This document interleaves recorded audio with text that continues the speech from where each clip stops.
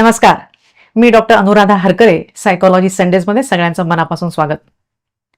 या आधीच्या भागामध्ये आपण डॉक्टर जॉन बाउल्बी यांची अटॅचमेंट थिअरी आणि मेरी एन्सवर्थ हिच्या स्ट्रेंज सिच्युएशन ह्या प्रयोगाबद्दल जाणून घेतलं.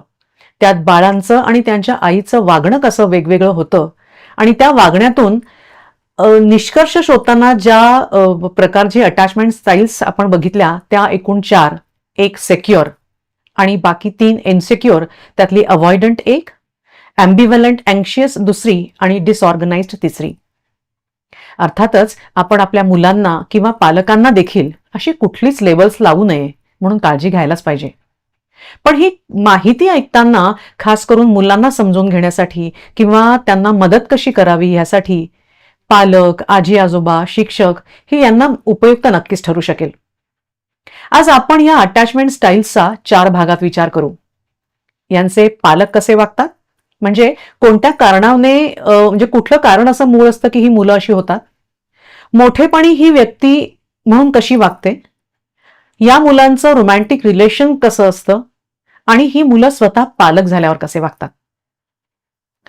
सेक्युअर अटॅचमेंट स्टाईलमध्ये जे पालक असतात ते स्वतःच खूप समाधानी, प्रेमळ, काळजी घेणारे, आपल्या मुलांच्या मानसिक आणि भावनिक गरजा पूर्ण करणारे आणि त्या मुलांचा, म्हणजे अगदी छोट्या वय जरी असलं त्यांचं तरी त्या मुलांचा एक स्वतंत्र व्यक्ती म्हणून आदर करणारे असतात.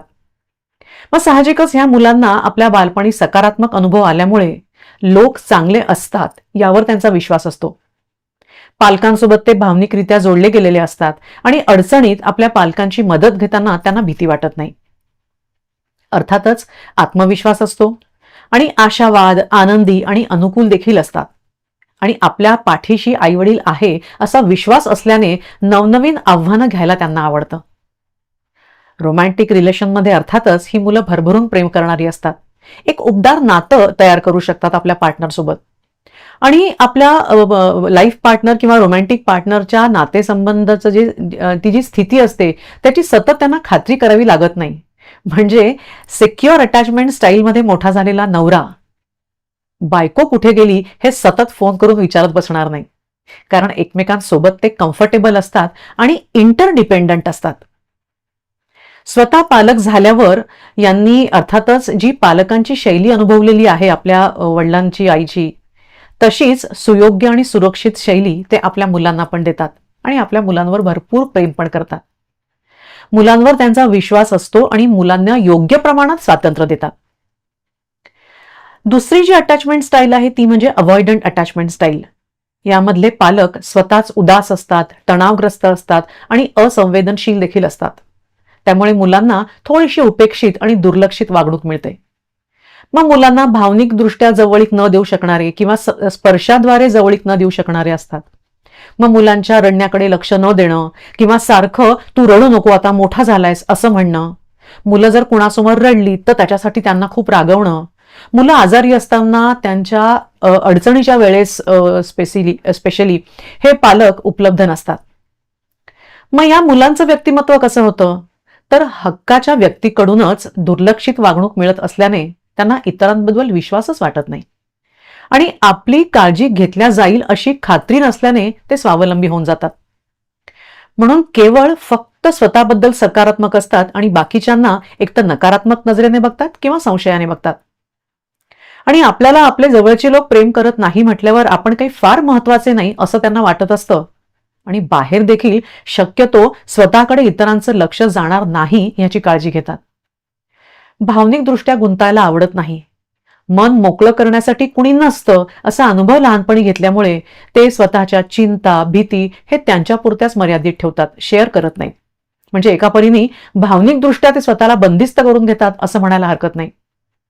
मग साहजिकच अडचणीमध्ये कुणाची मदत घेणं टाळतात किंवा आपल्याला कुणाची गरज नाही असं दाखवतात आणि काही जेव्हा प्रॉब्लेम येतो ना तेव्हा मात्र चांगलं हाताळतात, कारण भावनेमध्ये अडकत नाहीत.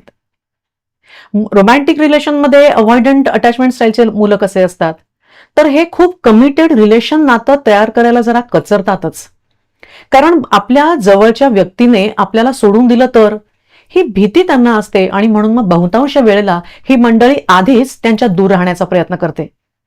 मित्रांमध्ये किंवा कुटुंबांमध्ये फार जास्त अडकत नाहीत. आपली साधारण प्रवृत्तीनं आपल्याला ओळखीचं वातावरण निवडण्याची असते. म्हणजे नकारात्मक असलं तरीही ते पुन्हा तसंच रिपीट झालं तरी चालेल, कारण ओळखीच्या वातावरणामध्ये आपल्याला एक प्रकारचा कम्फर्ट जाणवतो. त्यामुळे अव्हॉइडंट अटॅचमेंट स्टाईलमधली मोठी झालेली जी मुलं असतात ती अशाच लोकांकडे आकृष्ट होतात की ते त्यांच्यासाठी भावनिकदृष्ट्या उपलब्ध नसतील आणि त्यांची उपेक्षा करतील. पालक झाल्यावर आपल्या मुलांसोबत भावनिकदृष्ट्या फार काही जवळीक यांना साधता येत नाही. आपल्या मुलांच्या भावनिक गरजा कशा पूर्ण कराव्या हेच त्यांना माहिती नसतं. त्यामुळे यांचा भर स्वतःसारखाच आपल्या मुलांनी देखील इंडिपेंडंट व्हावा असाच असतो. आणि त्यांच्या मते तर मुलांनी पालकांच्या मदतीची अपेक्षाच धरायला नको असते, कारण ते स्वतःच आपल्या मुलांसाठी उपलब्ध नसतात. तिसऱ्या प्रकारामध्ये म्हणजे अँक्शियस ॲम्बिव्हॅलंट अटॅचमेंट स्टाईलमध्ये ह्या पालकांच्या वागण्यामध्येच विसंगती असते. ते काळजी घेतात, प्रेम करतात, पण त्यांना गरज असेल तेव्हा, म्हणजे त्यांच्या अटीवर. म्हणजे आपल्या मुलांच्या सगळ्या भावनिक गरजा ते पूर्ण करू शकत नाहीत. मग मोठेपणी हे मुलं कसे होतात, तर पालकांच्या वागण्यामध्ये विसंगती असल्याने ह्या मुलांना कायम चिंता वाटत असते की आता काय होणार आहे, म्हणजे आता प्रेम मिळणार आहे की नाही. आणि एकदा प्रेमाचा अनुभव घेतल्यामुळे आणि हवं तेवढं प्रेम मिळत नसल्याने ते सतत काहीतरी करून प्रेम मिळवत राहण्याकडे त्यांचं लक्ष असतं. त्यामुळे आपण ज्याला चिटकू म्हणतात अशी ती मुलं होतात. जोडीला आपण इतरांचं प्रेम मिळवण्याच्या लायकीचे आहोत की नाही असं सतत त्यांना वाटत असल्याने त्यांना त्यांच्या सेल्फ वर्थवरच शंका वाटत असते. आणि आपल्या जवळच्या व्यक्तीचं आपल्यावर प्रेम आहे याची सतत ते खात्री करत असतात. ते सोडून जाऊ नये म्हणून त्यांना आनंदी ठेवणं, खुश ठेवणं, म्हणजे प्लीजर अशा वृत्तीचे ते असतात. अर्थातच ते दुसऱ्यांवर खूप प्रेम करत असल्यामुळे दुसऱ्यांच्या कृतीने पटकन दुखावले पण जातात. मग त्याबाबत त्यांना दोष देणं, मनात राग धरून ठेवणं असा देखील यांचा स्वभाव होऊ शकतो.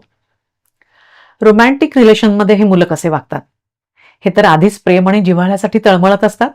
त्यामुळे जे मिळालेलं आहे ते प्रेम आपल्या हातातून निसटू नये म्हणून ते आपल्या रोमॅन्टिक पार्टनरला धरून ठेवायचं, खुश करायचं, दुखवायचं नाही अशी यांची वृत्ती असते. कारण त्यांना सतत असुरक्षित वाटत असतं. त्यांच्यावर ते कारण मानसिकदृष्ट्या अवलंबून पण असतात. म्हणजे आपल्या प्रेमाची सतत खातरजमा करत राहणं हेच त्यांना बघायचं असतं. म्हणजे कधी कधी या प्रेमसंबंधामध्ये ते गरजू आहेत का काय असं वाटतं आपल्याला. पण जोडीदाराच्या वागण्याबद्दल खूप सेन्सिटिव्ह असतात आणि अँक्शियस म्हणजे चिंता सतत वाटत असल्यामुळे आपला पार्टनर जरा इतरांसोबत मिसळताना दिसला, जरा सोशल झाला की यांना वाटतं त्यांचं आपल्यावर प्रेमच नाहीये. मग स्वतः पालक झाल्यावर हे लोक कसे वागतात, तर मुळातच यांना प्रेमाची भूक असतेच. त्याच्यामुळे आपल्या मुलांवर देखील वाजवीपेक्षा जास्त प्रेम आणि लक्ष देतात. म्हणजे प्रेम करतात तेव्हा आपल्या प्रेमाने एखाद्याला गुदमरवून टाकावं असं यांचं स्ट्रिक्ट, कंट्रोलिंग, अगदी दादागिरीसारखं प्रेम असतं. आणि तसे जशी त्यांनी त्यांच्या पालकांची शैली अनुभवलेली असते तशाच प्रमाणात हे पण असतात. त्यामुळे अनप्रेडिक्टेबल आणि मूडी असल्याने आपल्या मुलांबरोबर वागताना देखील बरेचदा चिंताग्रस्त असतात किंवा विसंगतीने वागण्याची पण शक्यता असते. चौथा जो प्रकार आहे तो म्हणजे डिसऑर्गनाइज्ड अटॅचमेंट स्टाईल. या मुलांचं जे बालपण असतं ते अत्यंत क्लेशकारक, अतिदुर्लक्षित, अपमानजनक किंवा हिंसक वागणूक त्यांना मिळालेली असते अशा तऱ्हेचं असतं. म्हणजे दरवेळेला मुलांचाच छळ होईल अशातला भाग नाही, पण मुलांसमोर घरच्यांची भांडणं होणं, शिवीगाळ होणं किंवा मारामाऱ्या होणं हे असं त्यांनी बघितलेलं असतं. त्यामुळे ज्यांनी प्रेम करावं, काळजी घ्यावी, सुरक्षित वातावरण द्यावं अशा पालकांकडूनच त्यांना असे अनुभव आलेले असतात. मोठेपणी साधारण सामान्य स्थितीमध्ये या लोकांकडनं ज्यांच्याकडनं प्रेम मिळायला पाहिजे त्यांच्याकडनं त्यांना मनस्ताप मिळतो. त्यामुळे एक प्रकारचं असुरक्षित आणि चिंताग्रस्त यांचं व्यक्तिमत्व असतं. मग लवकर नियंत्रणाखाली यांना आणता येत नाही, कायम भीतीच्या छायेखाली वावरत असतात आणि एक प्रकारची असहाय्यता यांना वाटत असते. आणि विशेष म्हणजे समजा यांच्या प्रेमाच्या गरजा पूर्ण जरी झाल्या तरी यांना कसं वागावं ते कळतच नाही, कारण तसा त्यांनी कधी अनुभवच घेतला नसतो. ही मंडळी म्हणजे डिसऑर्गनाइज्ड अटॅचमेंट स्टाईलची मंडळी ही अवॉइडंट आणि अँक्शियस यांचं मिश्रण असल्याने यांना कधी फिअरफुल अवॉइडंट म्हणून देखील ओळखलं जातं. म्हणजे प्रेम तर हवं असतं, पण आपला पार्टनर आपल्याशी वाईट वागेल अशी भीती पण असते. त्यामुळे नातेसंबंधात यांना कधीच सुरक्षित वाटत नाही. म्हणजे यांचा रोमॅन्टिक पार्टनर कितीही प्रेम करणारा किंवा काळजी घेणारा असला तरी देखील यांचं वागणं आक्रमक असतं आणि तणावाचा सामना करणं यांना अजिबात जमत नाही. बरेचदा आपल्या जोडीदाराला जवळ करतात, पण जेव्हा त्यांना असुरक्षित वाटू लागतं तेव्हा आपणच ते जोडीदारापासून दूर जातात.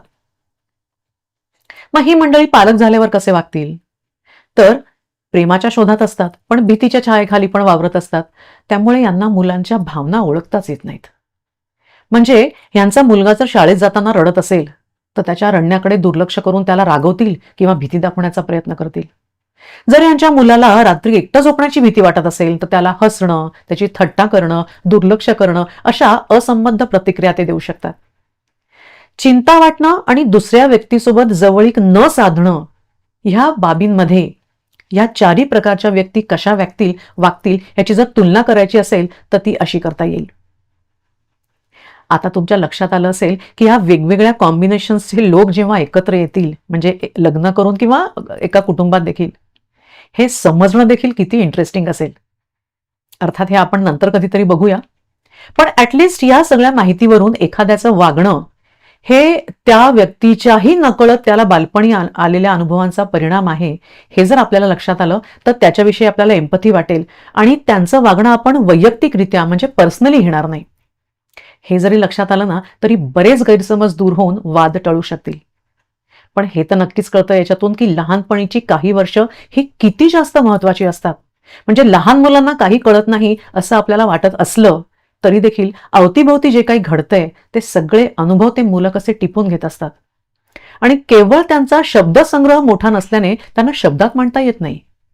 पण याचा अर्थ असा नाही की त्या अनुभवांचा परिणाम त्यांच्यावर होत नाही. म्हणजे आईवडिलांची भांडणं जे मुलांच्या समोर जरी झाली नाही तरी आपल्या आईवडिलांमध्ये प्रेम नाही, मोकळेपणा नाही किंवा एक प्रकारचं दडपण आहे हे त्यांना कळतं.